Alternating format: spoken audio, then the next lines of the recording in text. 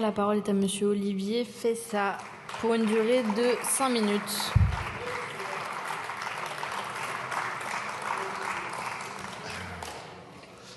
Merci Madame la Présidente, Madame la Ministre, Monsieur le rapporteur, chers collègues.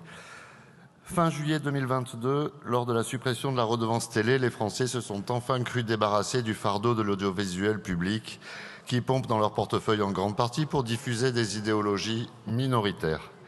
Certains diront que l'audiovisuel public est essentiel au maintien de notre démocratie, mais la vérité est tout autre. La pluralité d'opinions et des informations transmises sur les fréquences nationales n'est plus garantie. De France Inter à France TV, partout le même son de cloche, partout les mêmes idées répandues. Pour vous donner un exemple, d'octobre à décembre 2023, 50% d'intervenants de gauche pour 10% d'intervenants de droite. Certains hurleront certainement et CNews, sauf que CNews a l'avantage de ne pas être financé par nos impôts et l'honnêteté intellectuelle d'inviter tous les partis, y compris la gauche, qui se targue d'ailleurs de répondre défavorablement la majorité du temps.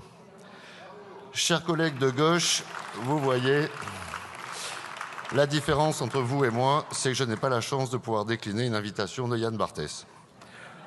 Au-delà du manque de pluralisme flagrant des chaînes du service public, leur traitement de l'actualité, souvent grossier, parfois même mensonger, nous laisse perplexes sur ce qui nous semble être une utilisation dévoyée de l'argent public. Quelques exemples de titres à peine orientés du groupe France TV, Trump, un fascisme à l'américaine, ou encore la dérive autoritaire en Hongrie. Autre exemple de finesse sur Arte, cette fois une autre chaîne payée par nos impôts, qui dans son journal Junior, un journal d'information télévisé à destination des préadolescents, présente son dernier épisode ainsi.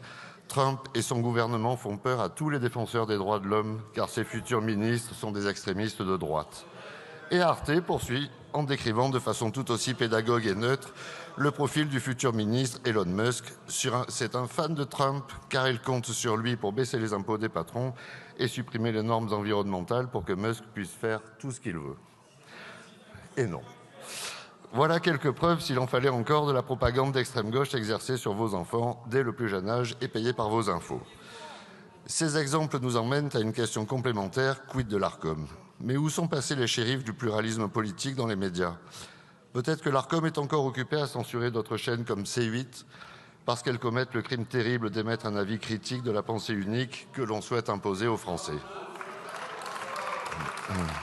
Voilà encore une structure, l'Arcom, à supprimer puisqu'elle coûte de l'argent aux Français pour décider de façon unilatérale à qui on accorde la liberté d'expression ou pas. Oui, tout cela coûte de l'argent aux Français. Après la suppression de la redevance télé, le financement de l'audiovisuel public, qui coûte globalement 4 milliards d'euros, a été compensé par un transfert d'une partie des recettes de la TVA. Autrement dit, on paye toujours l'audiovisuel public, mais via un moyen détourné, la TVA. Cette solution pansement s'interrompant à la fin de l'année, on nous propose deux options pour continuer de financer les chaînes publiques avec l'argent des Français. Continuer ce système de financement par la TVA ou ouvrir la possibilité de les financer via un autre impôt de toute nature.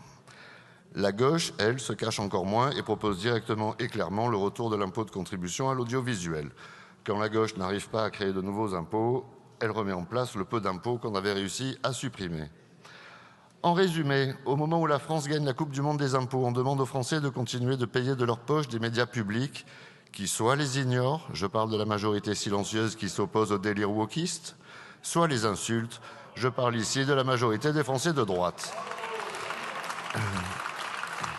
Sans surprise, mon groupe UDR votera donc contre ce texte et proposera la privatisation de ces médias publics qui ne remplissent plus leur devoir de neutralité.